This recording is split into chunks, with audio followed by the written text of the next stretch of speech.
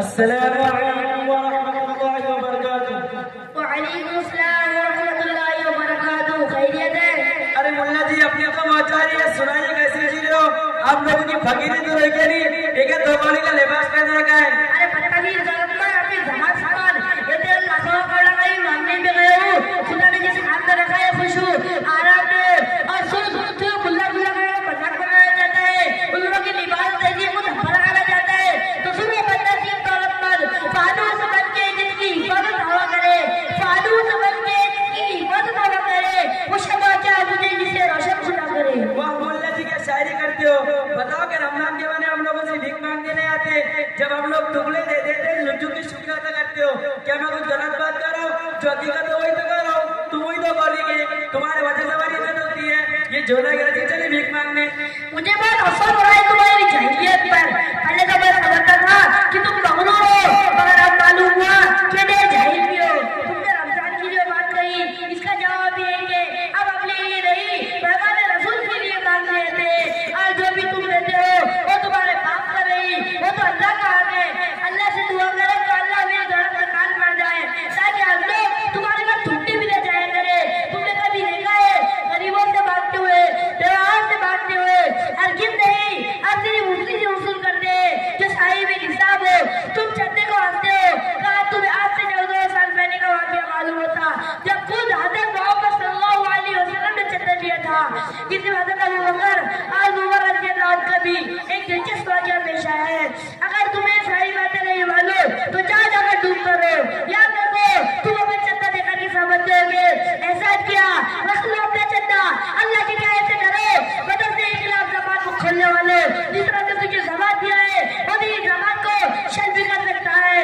लगा लगा दरवाजे भीख मांग कर तेरे बच्चों के सीनों में कुरान रखने वाला ये तेरा गुलाम है।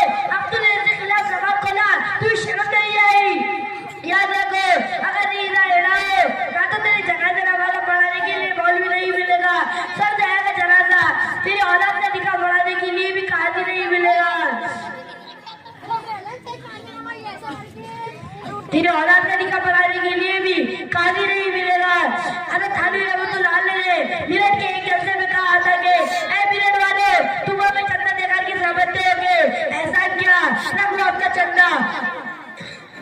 हम मौलवियों को कहेंगे मार्केट में दुकान कर ले जाकर, याद रख तुमसे अच्छी रात तो कर लेगा लेकिन याद रख 10 साल के बाद तुझे कलमा बनाने वाला कोई नहीं मिलेगा। अरे सब पता है कि आपकी सोना सोना भी जुल्जुल की शुक्र अदा करते थे, बड़े तारीफ करने वाले। आप लोग भी जरा मुल्ला जी को देखो, बड़े काबिल बनते हैं। भाई लोग इन लोगों ने समाज और सोसाइटी को बड़ा गंदा कर रखा है। अब समाज और सोसाइटी इन लोगों से बना जाती है, कभी खाली वहाँ पर भरे बड़े हैं लोग।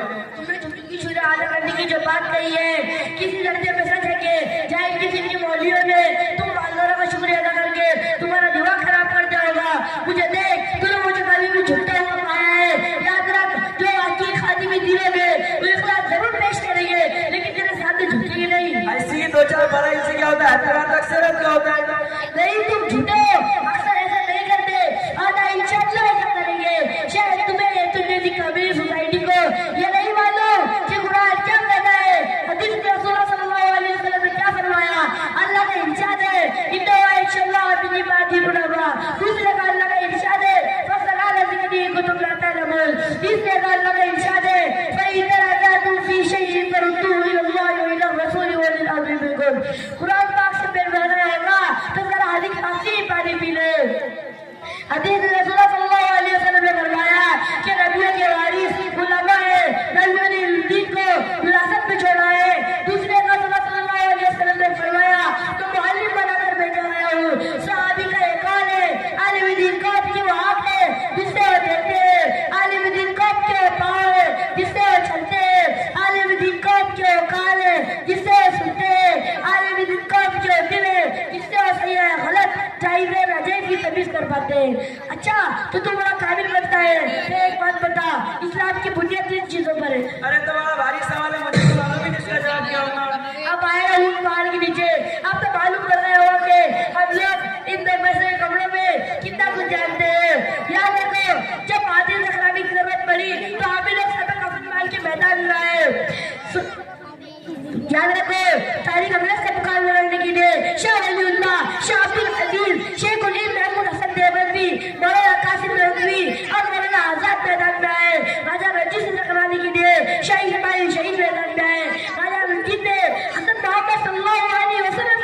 थी। हजरत ने कसम खाई थी कि इसे काम तमाम करूंगा। जब हजरत का सर कट गया तो अपने कटे हुए सर को लेकर दौड़े और जाकर इसको कत्ल कर दिया।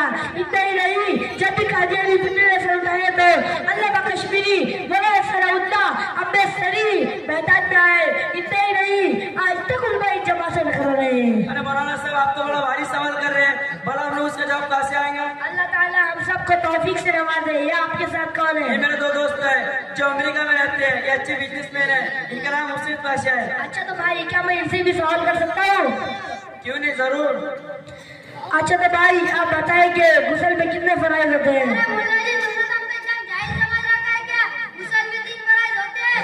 नंबर 1 गरम पानी, नंबर 2 साबुनदानी, नंबर 3 नीचे ऊपर तक पानी ही पानी। वाह पाशा से वाह। अच्छा तो भाई आप भी अपना नाम बता दें। मेरा नाम मुर्शिद पाशा है। अच्छा तो भाई आप मुसलमान हैं तो बताएं कि एक मुसलमान पर कितनी नमाजें फर्ज है? अरे मौलाना साहब, मैं तो नमाज बड़ी पाबंदी से पढ़ता हूँ। इस सवाल का जवाब मेरे लिए कुछ भी नहीं।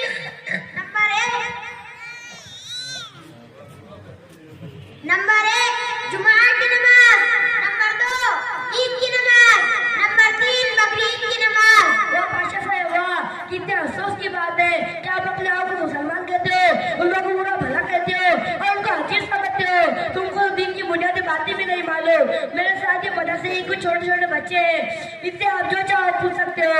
इससे आपको मालूम पड़ जाएगा कि जिन उलमा को तुम हकीर समझते हो उनकी क्या शान होती है। मुझे तो कुछ आता ही नहीं, आप लोग ही बता दो आपने अपने उस्ताद से क्या सीखा है। चाचा जान, आपको मालूम होना चाहिए कि इस्लाम की बुनियाद 5 चीजों पर है। नंबर 1 कलमा, नंबर 2 नमाज, नंबर 3 ज़कात, नंबर 4 रोजा, नंबर 5 हज। मुझे तो अफसोस हो रहा है कि दुनिया के अंदर ऐसे भी मुसलमान हैं जिन्हें गुस्से की फराइज भी याद नहीं है। सुनो, मैं बताता हूँ, गुस्से में 3 फराइज है। नंबर 1 मुंह भर के कुल्ली करना, नंबर 2 नाक में पानी डालना, नंबर 3 पूरा बदन बिस्तर पानी मारने के एक बार बराबर भी कोई जगह सूखी ना रहे। अच्छा बेटा, तुम बताओ, इंसान मरने के बाद दोबारा जिंदा किया जाएगा? जी अल्लाह, इंसान मरने के बाद दोबारा जिंदा किया जाएगा और हिसाब और किताब भी होगा। नेक लोगों को उनके नेकी के बदले जन्नत मिलेगी और बुरे लोगों को उनके बुराई के बदले जहन्नम में घसीट कर डाला जाएगा।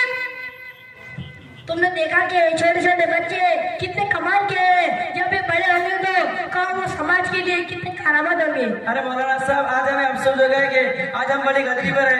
आज मैं आपको गवाह बना के अल्लाह से तौबा करता हूँ, कभी उलमा को हकीर नहीं समझूंगा, बल्कि उनकी इज्जत करूंगा, अपने बच्चों को भी आलिम दिन बनाऊंगा ताकि वो आपकी तरह मुल्क को गाँव की सेवा कर सके। मुझे माफ कर दीजिए। याद रखो, अगर आज ये उलमा अरबिया है, मदारिस मकातिब न होती और ये दीनी तहरीकें न होती तो तुम और तुम्हारे बच्चे इस्लाम के फिर गए होते। तुम्हें और तुम्हारे बच्चों को ये तक नहीं मालूम होता कि मुसलमान क्या है, इस्लाम क्या होता है। तुम्हारी दास्तान तक भी न होती दास्तानों में। न पूछ अगर इसका बच्चों की इरादत हो तो देख इनको, न पूछ अगर इसका बच्चों की इरादत हो तो देख इनको। ये पैसा लिए बैठे अपनी आस्तीनों में। अच्छा तो भाई मैं चलता हूँ। अस्सलाम वालेकुम व रहमतुल्लाहि व बरकातुहू। वालेकुम अस्सलाम व रहमतुल्लाहि व बरकातुहू।